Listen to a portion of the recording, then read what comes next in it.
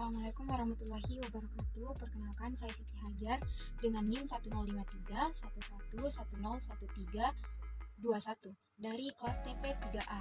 Jadi pada kesempatan kali ini saya akan membuat sebuah video pembelajaran untuk memenuhi tugas akhir dari mata kuliah model pembelajaran inovatif oleh dosen pengempu Ibu Sandriana Ayu SPD MPhil. Nah, di sini kita akan membahas model pembelajaran inovatif.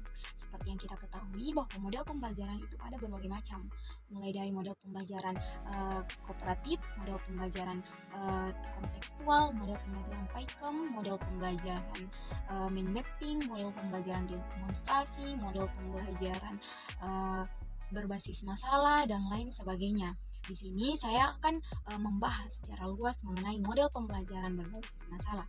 Model pembelajaran berbasis masalah atau Problem Basic Learning yang biasa disebut sebagai PBL adalah model pembelajaran yang mengutamakan penyelesaian masalah umum yang lazim terjadi dalam kehidupan sehari-hari kita. Pada model pembelajaran berbasis masalah ini terdapat kelebihan dan kekurangan. Yang pertama itu ada kelebihan.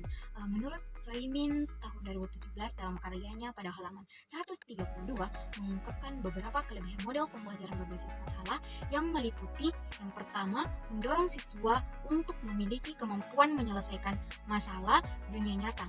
Yang kedua itu membangun pengetahuan siswa melalui aktivitas belajar. Yang ketiga, mempelajari materi yang sesuai dengan permasalahan. Yang keempat, terjadi aktivitas ilmiah melalui kerja kelompok pada siswa. Yang kelima, ada kemampuan komunikasi akan terbentuk melalui kegiatan diskusi dan presentasi hasil pekerjaan. Yang keenam atau yang terakhir ada melalui kerja kelompok siswa yang mengalami kesulitan secara individual dapat diatasi.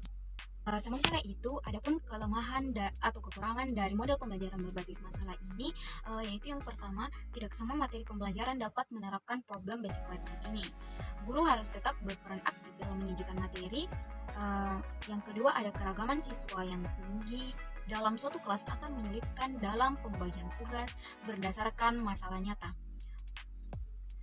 Adapun tujuan dari model pembelajaran berbasis masalah ini, menurut Hosna pada tahun 2014 dalam karyanya pada halaman 298 menjelaskan bahwa tujuan utama dari model pembelajaran berbasis masalah bukan sekedar menyampaikan pengetahuan kepada siswa, namun juga mengembangkan kemampuan berpikir kritis dan kemampuan pemecahan masalah serta kemampuan siswa itu sendiri yang secara aktif dapat memperoleh pengetahuannya sendiri. Pendapat serupa juga disampaikan oleh Al-Tabani tahun 2017 dalam karyanya halaman 71 yang menyatakan bahwa model pembelajaran berbasis masalah atau problem basic learning berusaha untuk membantu siswa menjadi pelajar yang mandiri dan otonom. Adapun kaitan model pembelajaran berbasis masalah dengan teori belajar ini yaitu dari segi pedagogis. Pembelajaran berbasis masalah didasarkan pada teori belajar konstruktivisme dengan ciri yang pertama, pemahaman diperoleh dari interaksi dengan skenario permasalahan dan lingkungan belajar. Yang kedua, pergulatan dengan masalah dan proses inquiry masalah menciptakan disonansi kognitif yang menstimulasi belajar. Adapun sintak dari model pembelajaran berbasis masalah ini yaitu ada yang pertama ada memberikan orientasi masalah kepada siswa dengan menjelaskan tujuan pembelajaran serta bahan dan alat yang diperlukan untuk menyelesaikan masalah. Yang kedua ada membantu mendefinisikan masalah dan mengorganisasikan siswa dalam belajar menyelesaikan masalah. Yang ketiga itu ada guru mendorong peserta didik untuk mencari informasi yang sesuai dan mencari penjelasan pemecahan masalah.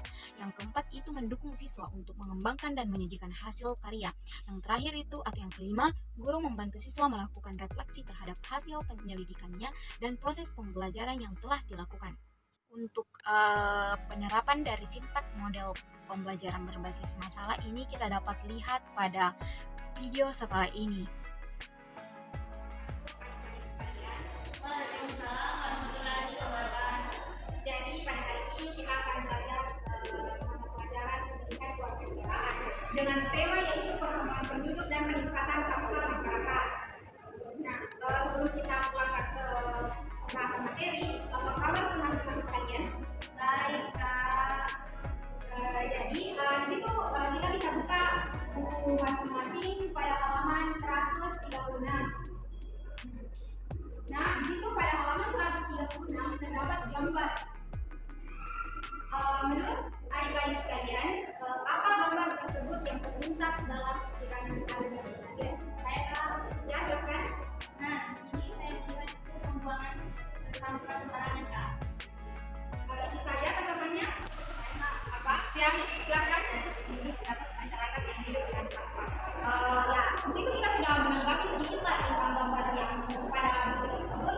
Dan di sini kita akan membahas lebih lanjut mengenai gambar tersebut dan mengenai penggunaan dan meningkatnya sampah di lingkungan masyarakat. Di sini ada masalah yang akan kita angkat itu mengenai apakah pertumbuhan penduduk atau pertambahan penduduk dapat meningkatkan sampah di lingkungan masyarakat.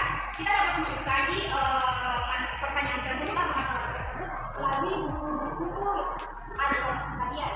Nah, adik-adik sekalian di sini dapat mencari solusi dari pertanyaan atau masalah yang akan kita angkat di sini. Nah, baiklah, sebelum kita mencari data atau kajian pada buku tersebut, saya akan membagi dua kelompok. Di sini pada kelompok ini saya akan menyebutnya dari kelompok 1 dan di sini kelompok 2. Nah, di sini saya akan membimbing teman-teman sekalian atau kalian dalam mencari solusi dari pertanyaan atau masalah yang akan kita bahas lebih lanjut. Teman-teman sekalian bisa mengkajinya mulai dari sekarang.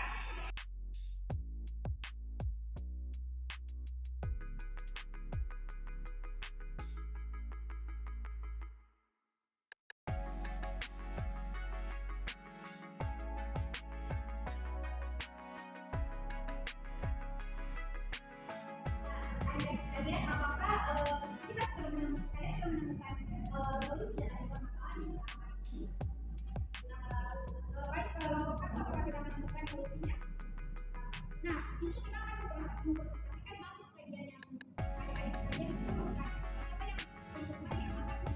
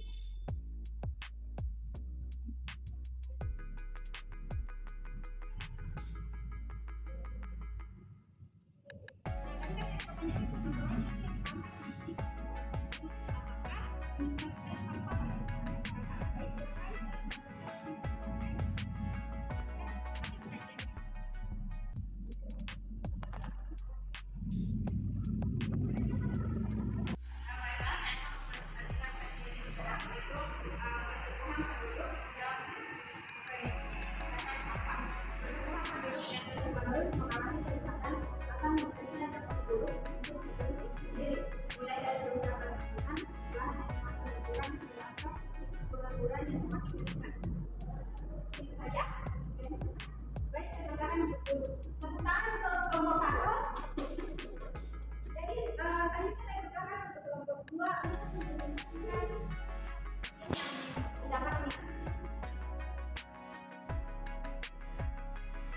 Baik, ini saya akan menekankan tentang mengenai pertambahan penduduk dan meningkatnya sampah masyarakat.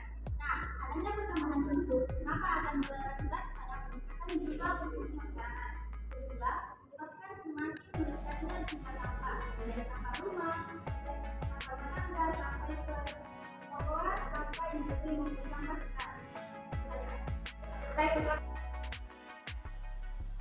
baik kita berikan tepuk tangan untuk kelompok 2. Nah, dari penjelasan dari kelompok 1 dan kelompok 2, apakah adik-adik sekalian dapat menyimpulkan apa yang telah kita bahas dari awal sampai akhir?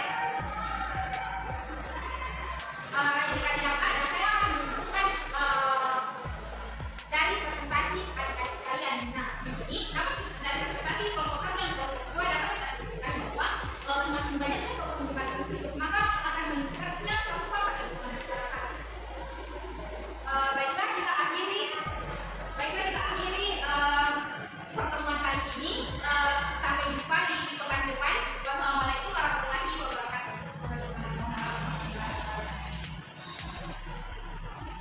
Itu saja video pembelajaran yang dapat saya sampaikan. Semoga video yang saya sajikan ini dapat bermanfaat bagi kita semua. Billahi taufiq wal hidayah. Wassalamualaikum warahmatullahi wabarakatuh.